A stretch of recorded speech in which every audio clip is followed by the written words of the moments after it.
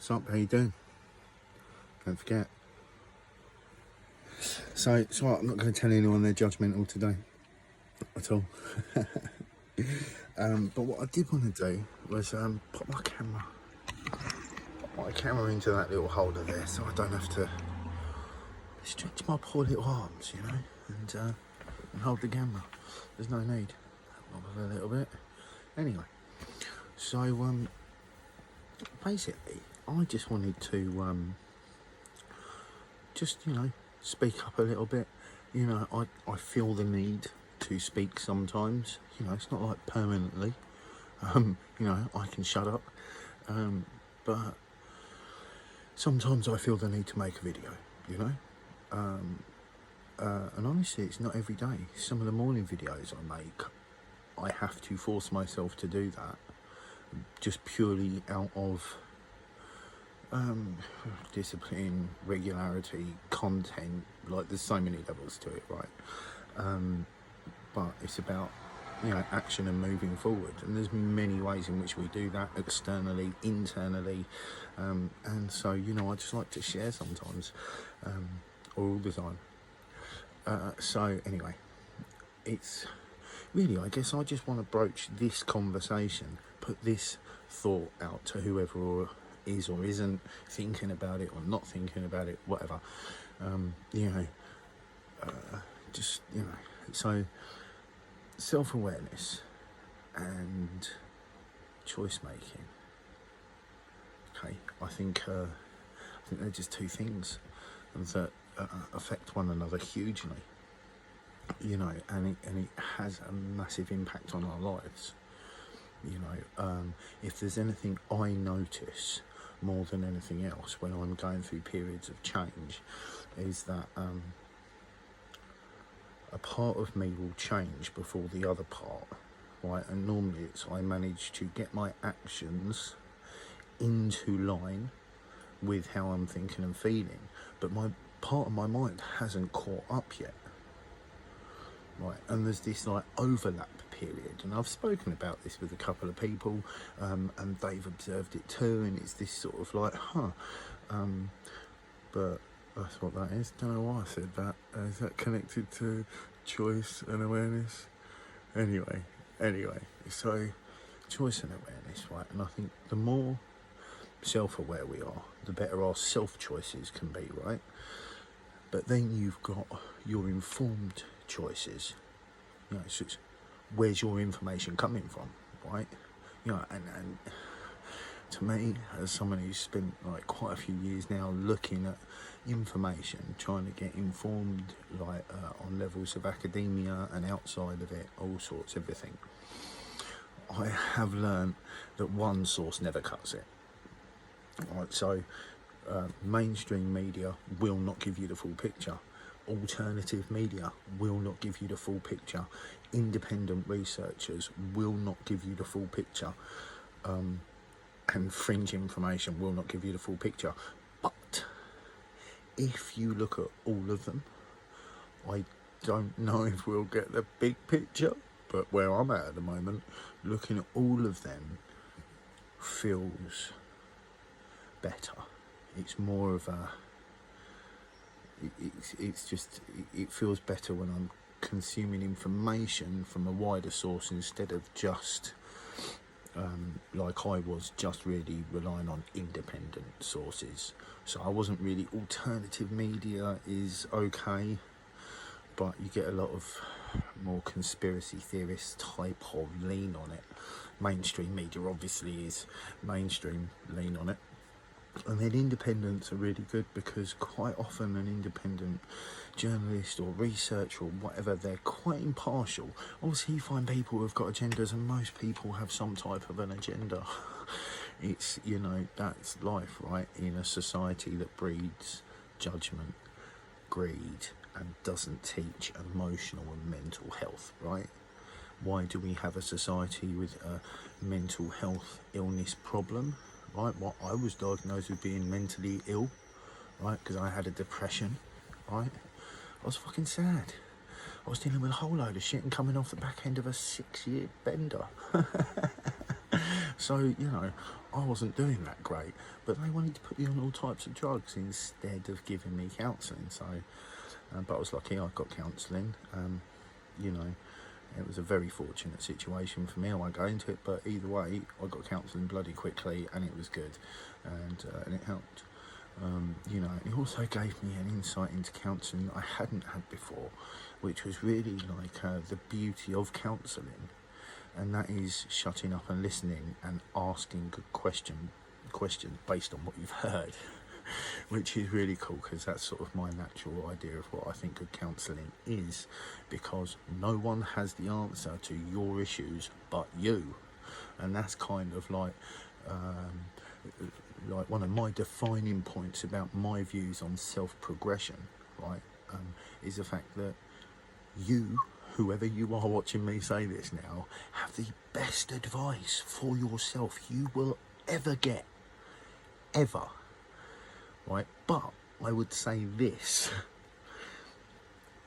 it's kind of twofold. Unless you've spent some time working on yourself and going, okay, let me find how I can improve, then the base plate of what I just said is slightly skewed, right? So you might not make your best decisions just yet. You might not give your best advice just yet. It'll be good for now and still be the best for now.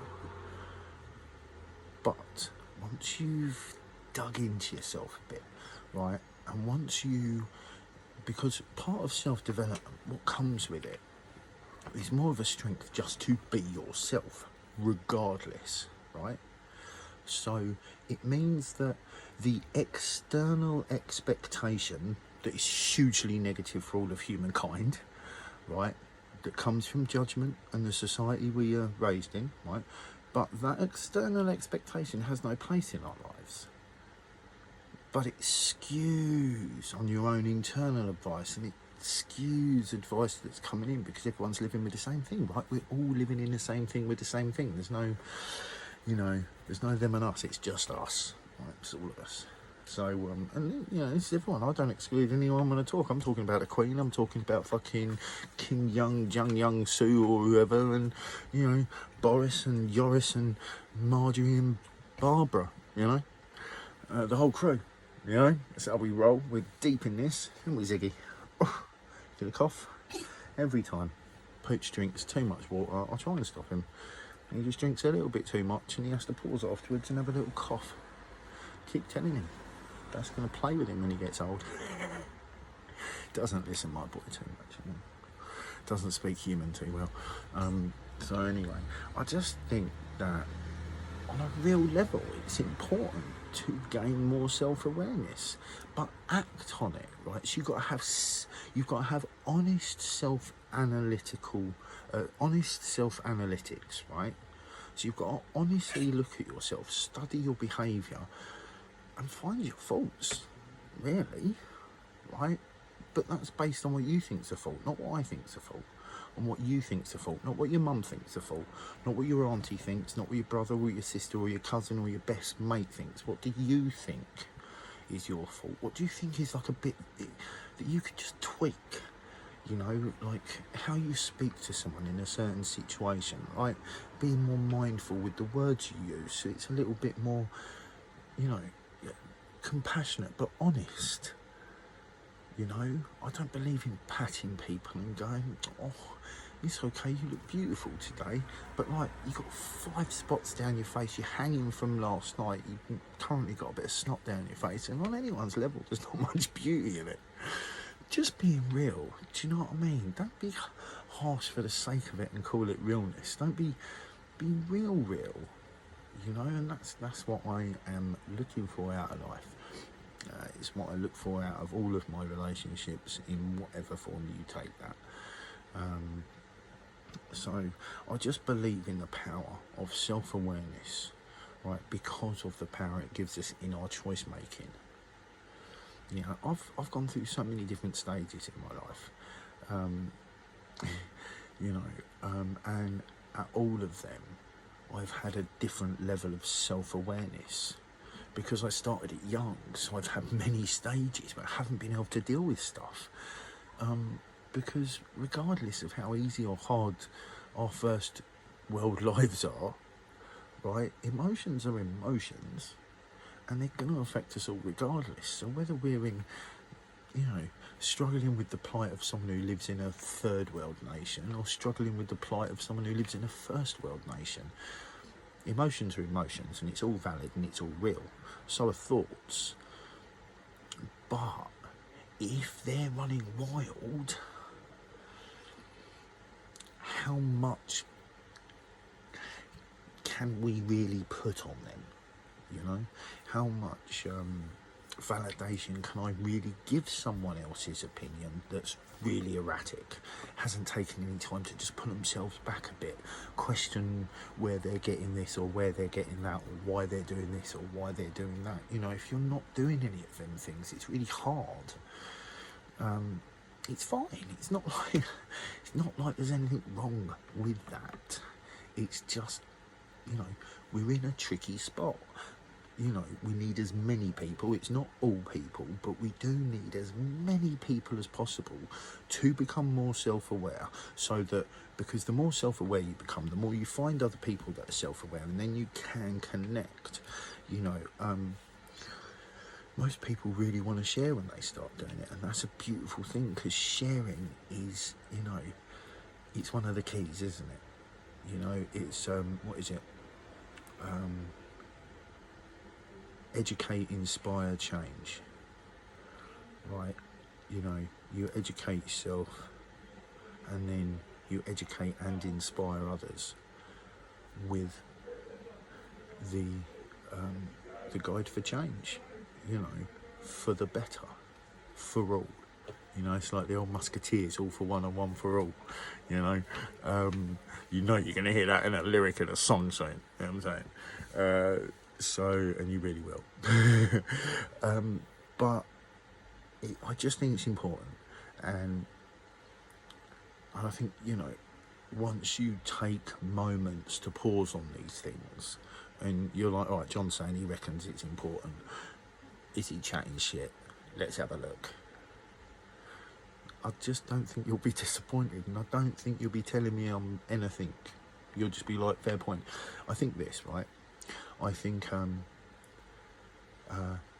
you can only lead people to being their guru. You cannot be their guru, right? You can't be someone's leader.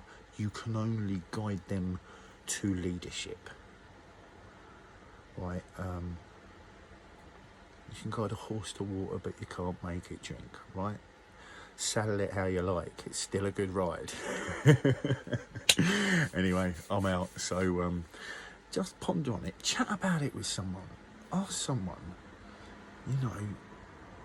in any way. I don't know how to broach the conversation.